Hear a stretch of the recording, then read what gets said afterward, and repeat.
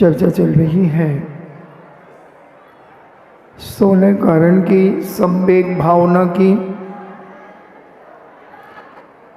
धर्मात्मा हम जब तक नहीं हो सकते जब तक हम संसार से भयभीत नहीं होंगे, जब तक हम अधर्म से भयभीत नहीं होंगे तब तक हम धर्म को नहीं समझ पाएंगे। हम धर्म की बहुत बड़ी बड़ी बातें करते हैं और 24 घंटे हम अधर्म करते रहते हैं। जैनाचार्य कहते हैं, संत महंत भगवंत कहते हैं कि वाकई में अगर तुम्हें धर्म के मर्म को समझना है तो पहले अधर्म को समझो, पाप को समझो, गलत कार्यों को समझो। और जब तक ये गलत कार्य, पाप और अधर्म जब तक हम नहीं समझ पाएंगे, इनसे हम भयभीत नहीं होंगे, तब तक हम तीर्थंकर बनना तो छोड़ो, तीतर भी नहीं बन पाएंगे। तीतर बनना ज्यादा मुश्किल नहीं है, मगर त्रियंच योनि पाना भी बहुत मुश्किल से प्राप्त होगी।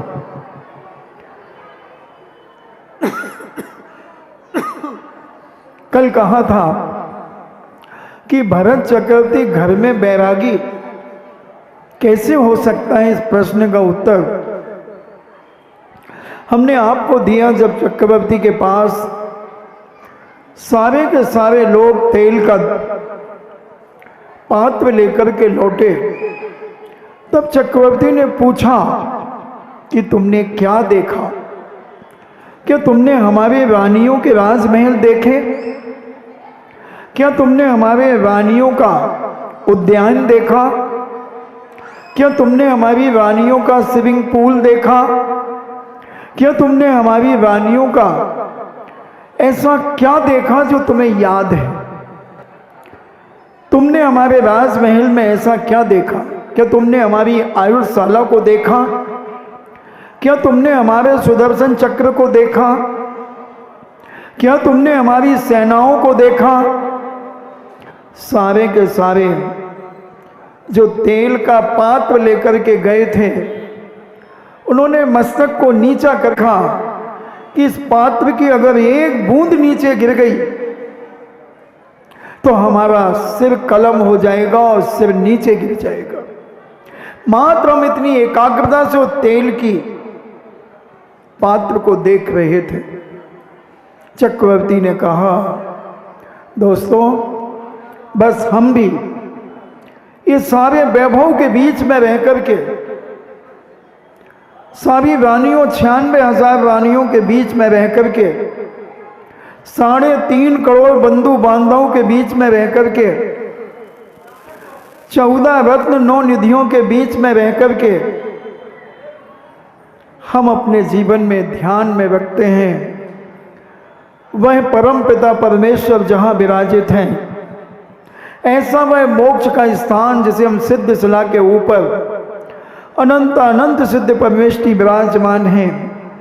हम अपने दिल और दिमाग में 24 घंटे संसार के कार्य करते हुए भी हम अपने अंदर उस सिद्ध शिला का स्मरण करते हैं, उसमें बैठे हुए अनंत अनंत सिद्ध परमेष्टियों का हम स्मरण करते हैं और भावना भाते हैं कि हे भगवान, वही दिन कब आएगा कि मेरी गिनती भी सिद्धों की श्रेणी में होगी। ऐसी भावना भाता हूं। तुमने कुछ नहीं देखा, जिस प्रकार तुमने तेल का पात्र का लक्ष्य बना करके तुम चले, उसी प्रकार जब से मैंने होश संभाला है तब से मैं मोक्ष का लक्ष्य लेकर के चल रहा हूं। ऐसी भावना सुनकर के वो सारे के सारे पुनः नतमस्तक हो गए और चक्रवर्ती के चरण स्पर्श करते हुए कहते हैं, धन्य है, इतना वैभव पाने के बाद भी, इतना संसार पाने के बाद भी कि आपके मन में संसार करते हुए भी संसार के हैं, फिर भी आप वीतरागी हैं, ग्रस्त में रहकर, ऐसे भी श्रावक आज भी बंधु हैं। एक बार पूज्य आचार्य श्री ने कहा था कि चतुर्थ काल का अगर कोई को श्रावक देखना है तो सागर में आके देखे हैं, कहां देखे? एक ऐसी मायापुरी में देखे जहां पंच इंद्रियों के विषयों का बोलबाला चारों तरफ है, भौतिक बात की चकाचौंध है। ऐसी उस बंबई जैसी नगरी, जिसे मायापुरी कहा जाता है, ऐसी नगरी में भी रहने वाले व्यक्ति चतुर्थ काल के श्रावक की चर्या का निर्वाह करते हैं, जिनके घरों में, और ऐसे नहीं कोई गरीब हो, इंजीनियर जिनका बेटा लंदन से पढ़ के या अमेरिका से पढ़ करके आया, जिसकी बेटी प्रतिभा स्थली में कार्यरत हैं, ऐसा सब तरफ से संपन्न परिवार, सप्तम प्रतिमाधारी नरेश भाई बंबई वालों के नाम से लोग जानते होंगे। इतने उदासीन भाव से रहते हैं। उनके घर में आपको रजाई गद्दे नहीं मिलेंगे, पाटा मिलेगा, चटाई मिलेगी।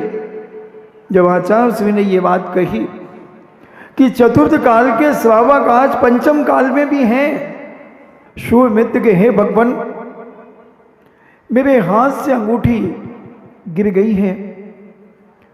पूज्य वर कहते चिंता मत करो, तुम जिस स्थान पर सूर्य का अस्त होना देख रहे थे वहीं तुम्हारी अंगूठी गिरी है, और एक कमल के फूल में वो अंगूठी गिर गई है, और सूर्य अस्त होते होते वो कमल का फूल बंद हो गया है।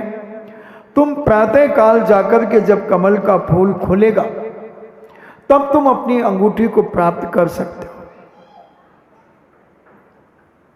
शूर मित्र विचार करते हैं क्या ये सत्य हो सकता है? मुनिराज से पूछता है, महाराज क्या ये सही में मेरी अंगूठी मिल जाएगी? महाराज कहते हैं, हाँ, जो मैंने कह दिया वो सत्य है, जाओ। और वही चला गया। प्रातः काल मुनिवर की बताए हुए मार्ग पर पहुंचा और उसने देखा कि उस कमल के फूल पर वह रत्नों की अंगूठी चमक रही है, सूर्य के किरणों से उसके पहलू निकल रहे हैं।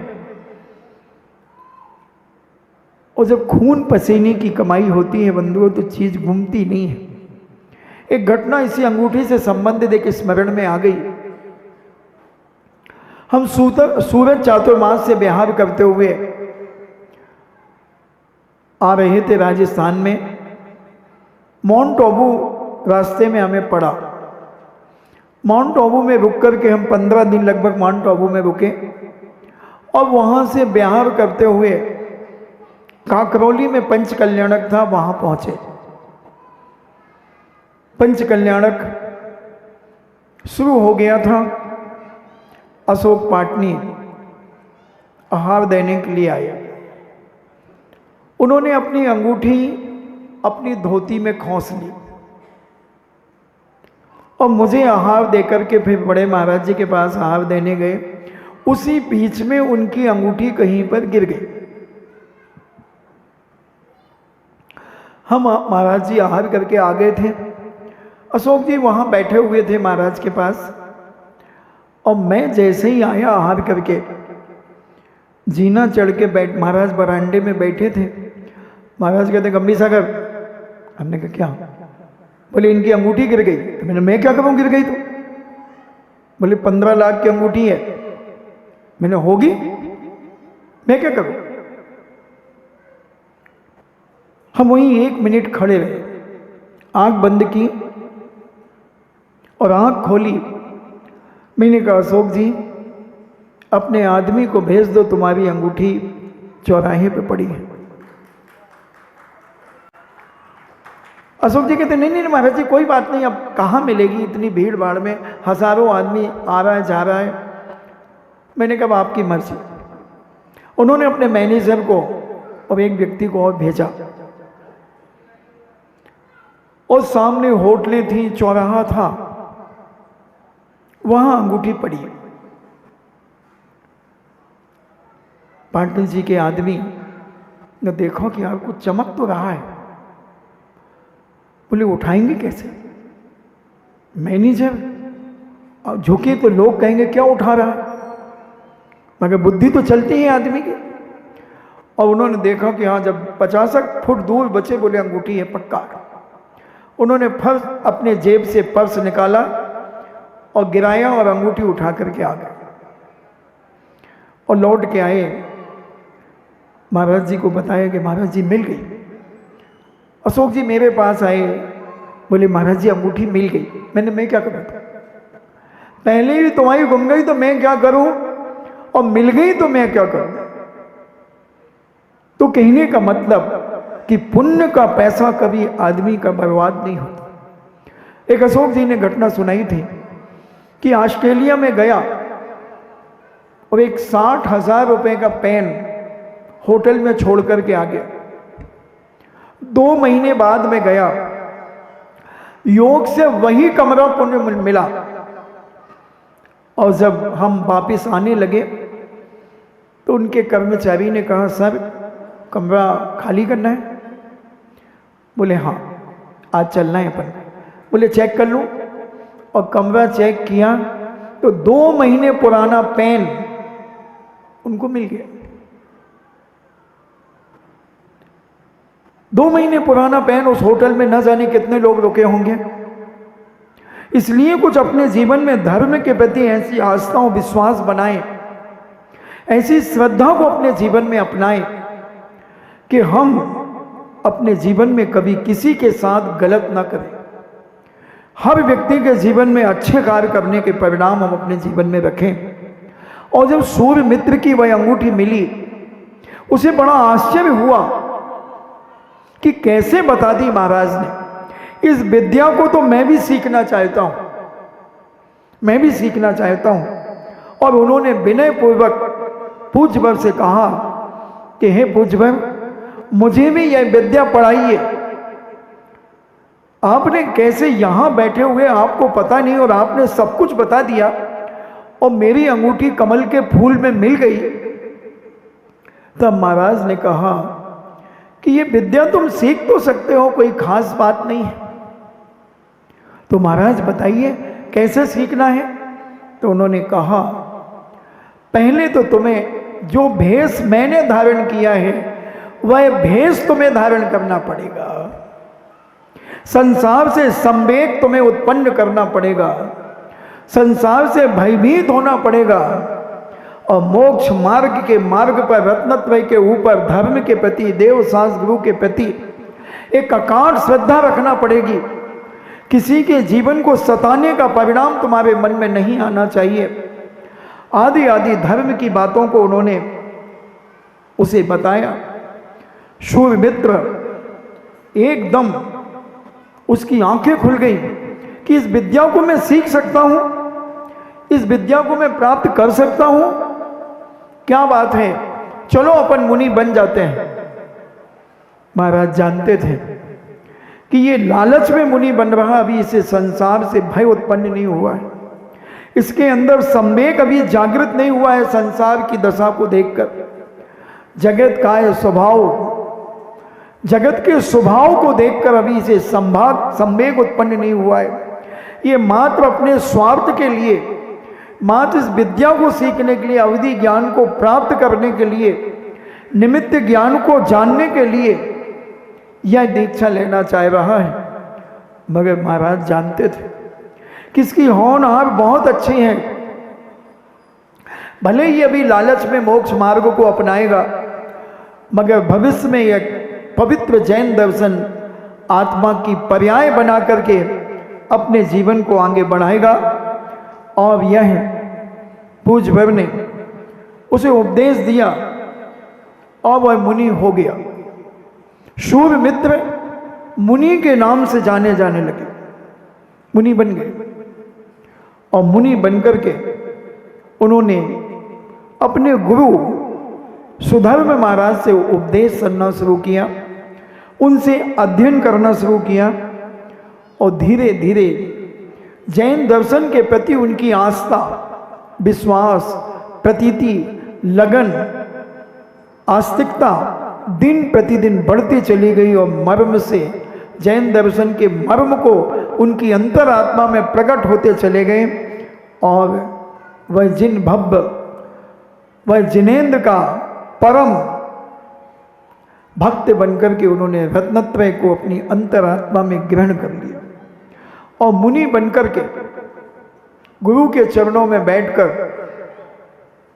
सारा आगम का अध्ययन, न्याय का अध्ययन सारा का सारा पढ़ करके अब उन्हें वो विद्या नहीं चाहिए जिस विद्या से पता चल जाता है वो तो अपने आप प्रकट हो जाती है।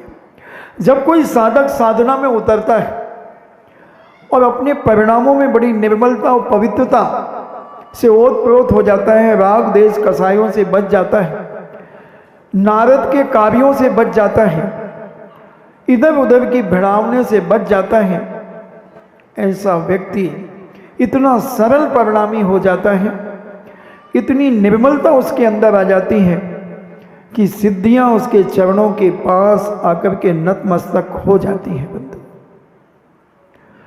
और वह शूरमित्र पूज्य मुनिराज के पद पर विभूषित हो गए। और जब उन्होंने संपूर्ण ज्ञान अपनी आत्मा में प्रकट कर लिया तब उन्होंने अपने गुरु महाराज से आज्ञा मांगी कि महाराज आपकी अगर आज्ञा हो तो मैं इस दिगंबर जैन धर्म की प्रभावना यत्र तत्र विचरण करते हुए जैन दर्शन की ध्वजा को फहराना चाहता हूं। पूज्य ने उनकी योग्यता को देखकर कहा कि हाँ जाओ, तुम धर्म की प्रभावना करो, क्योंकि संग बढ़ता जाएगा तो प्रभावना के लिए तो भेजना ही पड़ेगा। और वह शूरमित्र मुनि खूब कुशलता के साथ अपनी गुरु की आज्ञा लेकर अकेले विहार करने चले गए। और विहार करते करते वह कौसंबी नगरी पहुंचे, जहां उनके भतीजे अग्निभूति और वायुभूति रहा करते थे।